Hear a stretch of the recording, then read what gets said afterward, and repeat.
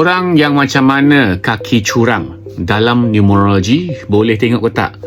Pastinya boleh. Since ada orang bawa keluar satu topik yang macam ni, jom kita sembangkan. Ini adalah topik yang lebih mendalam berbanding dengan nombor asas atau nombor akar nombor 1 sampai nombor 9. Okey, tak kiralah nombor akar tu nombor apa, nombor 1 ke, nombor 2 ke, nombor 3 ke, nombor 4 ke, macam ex-husband dia ni. I'm just guessing yang ex dia suka kumpul skandal ni ada kombinasi nombor yang macam ni. Sekiranya sesiapa ada nombor 336, tak kisahlah dekat kiri ke, kanan ke, dekat tengah-tengah ke, di mana-mana dia punya carta tu, orang ni dia ada nafsu yang sangat kuat.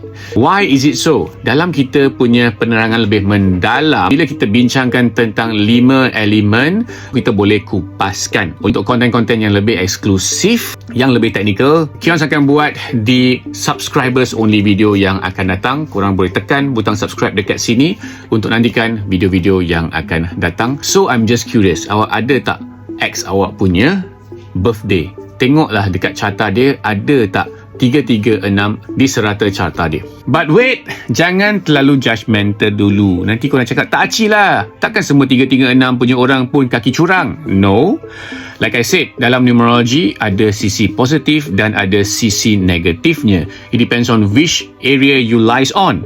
Orang yang sisi negatifnya, mereka 336 dan number 4 lagi-lagi, mereka sangat pandai untuk nak planning macam mana untuk curang dan simpan skandal. Di sisi positifnya, 33 bermaksud mereka antara orang yang sangat menerapkan nilai-nilai murni agama.